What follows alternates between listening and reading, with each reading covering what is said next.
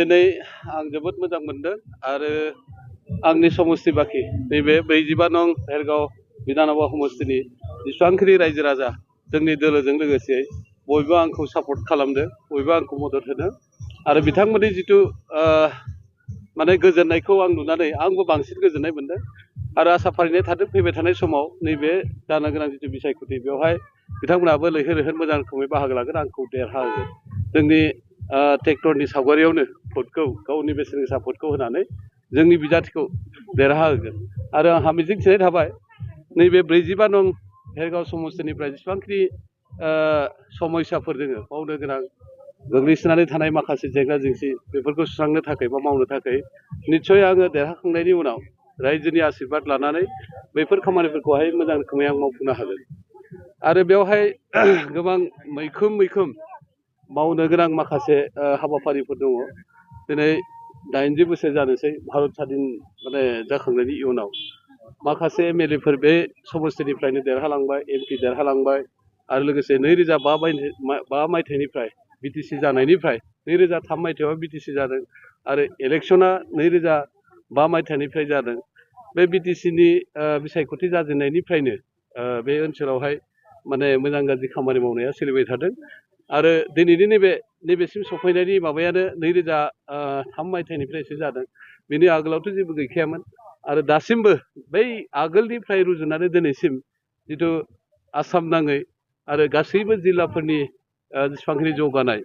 बेखौ नायोब्ला जोंनि नैबे उदालगुरि जिल्लाया गोदान जिल्ला हिसाबै आरो लोगोसे गोदोनिफ्रायनो बेबादि एसेबां माने एफाग्राब जौगानायखौ जों नुवाखै आरो बेवहाय माखासे सुबुं सानखो दोङो आरो लोगोसे जाथि जनगोष्ठीफोर दोङो। बेयाव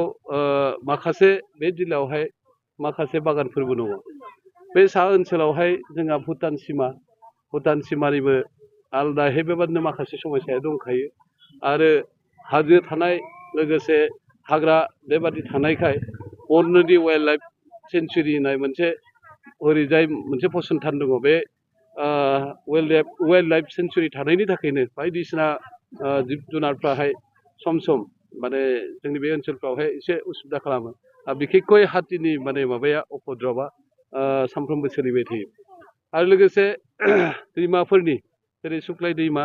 आरो बरनदि दैमा बेफोरनि तान्दबफ्राबो सम जाबाय थायो, नाथाय माखासे समस्याफ्रा दिनैसिम सुस्रांजायाखै आरो ओरैजाय सा ओनसोलावहाय बर्डार एरियायावहाय माखासे लामा सामाफ्राबो गोग्लैसोना थानाय, दैमाफ्रावहाय गिदिर गोलाव बेबादि दालांनांगौ जादों, दिनैसिमबो सुस्रांजायाखै आरो एसेबां माने एमपि थांबाय बिजेपिनिफ्रायनो बेवहाय माने 25 बोसोरसो एमपि जाबाय फ्राय जानोसै आरो थेवब्लाबो दिल्लीनि बे हांखदावहाय जोंनि माखासे समस्याफोरखौहाय बेबायदि इस्टाब्लिस खालामनाय जायाखै आरो नैबे एसेम्ब्लियावबो एमएलएफोर थांनायनि उनावबो माखासे जोंनि समस्याफोरखौ जोङो बेबादि इस्टाब्लिस खालामनायखौ जों नुवाखै आरो बिखेखय जोंहा मोनसे समस्या जानानै दङ गोदो समनिफ्रायनो दिनैसिम आरो बे समस्याया बांनायनिफ्राय बांसिन जानानै दङ। बिश्वनि दरबाराव जोङो दिनै हिसाब खालामनानै नायोब्ला जोंनि भारत देशखौनो माबानि बेरामि हिसाबै माने केन्सार बेरामि हिसाबै जोंनि भारत हादरखौनो जों मोनो सेथियाव आरो बे भारत हादरनिनो जेसेबांखिनि रायजोफोर दङ बे रायजोफोरनि गेजेरावनो नर्थ इस्टआव जोंनि नैबे नर्थ इस्टखौनो नुयो आरो लोगोसे नर्थ इस्टनि गेजेरावहाय आसामखौनो नुयो। आसामनि 35 जिल्लानि गेजेरावहाय जोंनि नैबे उदालगुरि जिल्लाखौनो नुयो। दा बेखायनो बे जिल्लानि सायाव स्पेसियेलि केन्सार माने बेरामनि थाखाय नैबे केन्सार माने डिजिसनि थाखाय दिनैसिम सरकारा जे माबा मोनसे मोजां बेबस्था लादों जों बेखौहाय नुवाखै आरो दा बेखायनो आंनिफ्राय बेनो मोनसे सेथि आरो गेदिद मोनसे सोंलु जागोन आरो फैबाय थानाय गोदान सरकार जाय सरकारानो जाया मानो बे सरकारावहाय आं गिबि खेबनि थाखाय जुदि बिधान माने सभायावहाय एसेम्ब्लियाव आं बाहागो जुदि लानो मोनोब्ला माने सोद्रोमा हिसाबै आंनि सोंथिया सेथि सोंलु आरो गेदिद सोंलु बे नैबे सोंलुआनो जागोन आरो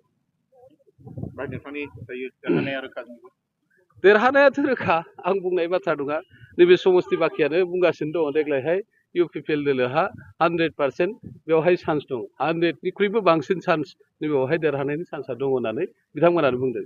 आरो जोंनि दोलोनिफ्राय बुंनाया रायजो राजा सुबाखांसिनि बुंनायाथ' गोजाननि बाथ्रा गुबुन दोलोनिफ्रायनो बुंगासिनो दं, बिजेपिनिफ्रायबो बुंदों, बिपिएफनिफ्रायबो बुंबावदों, जेरावनि बेवहाय बिजेपि आरो बिपिएफनि एलायन्स माने बिजाथि थागोन बिजेपिआ बिथांमोना निस्सय नैबेवहाय बिजाथि दैखांनाय नङा बिपिएफनिफ्राय निस्सय थागोन दा बिपिएफनि माखासे दैदेनगिरि कार्यकर्ताफ्राबो बुंबाय थादों बेवहाय इउपिपिएलआ गोबां चान्स दङ दानि आरो चान्सल' नङा बियो मोगथाङाव जानो थांगासिनो दं दायो बिथांमोननि भटखौ नोंथांनियाव होगोन नामा बिथांमोननि भटआबो निस्सय जोंनि नैबे इउपिपिएल दोलोनियावनो फैगोन बा ट्रेक्टरनि सावगारियावनो भट होनानै ट्रेक्टरनि बिजाथिखौनो बिथांमोना देरहा होगोन आरो जिमान गोदोर लिडारानो फैया माने थेवब्लाबो इउपिपिएलआ मोनसेबो देरहाया होनदों मा बुंगोन बियो बेनि खोथा बबेनिफ्राय बिथाङा मा स्टाडि खालामनानै मा रिजाल्ट मोनदों बियो बिनि खोथा नाथाय जोंनि खोथायानो बे नङा जोङो नैबेवहाय 35 लक्ष जनगोष्ठी बा सुबुं सानखो दङ 26टा जनगोष्ठी बेवहाय आलदा आलदा माने हारि माहारिफोर दङ दा बिथांमोननि नैबे समसिम सफैनाय माखासे समयसाफोरखौ लाफानानै दिनै जाति जनगोष्ठीनि समस्याबो समाधान जायाखै ओनसोलनि गोग्लैसोना थानाय माखासे समस्याफ्राबो समाधान जायाखै स्कुल कलेजनि माखासे जेंनाफ्रा सुस्रांजायाखै आरो बिनिफ्राय सा ओनसोलावहाय गोग्लैसोना थानाय जोंनि बे जायफोर गरिब माने श्रेणिनि माने मानसिफोर आरो सुबुंफोर बिथांमोननि हा हुनि समस्याफ्राबो दिनैसिम जेबो साक्सेसफुल जायाखै दा बेनि थाखाय मोजां सरकारखौ माब्लाबानिफ्राय नागिरबायनो थादों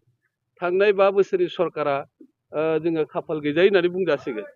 जोङो 5 बोसोरनि थाखाय सरकाराव फैदोंमोनब्लाबो नाथाय 3 बोसोरसोल'सो जों मोजां रोखोमै खामानि मावनो मोनदों 2 बोसोरानो खुरजानि खालावहाय थांदों दा बेखायनो 3 बोसोरजों आरो 17 बोसोरजों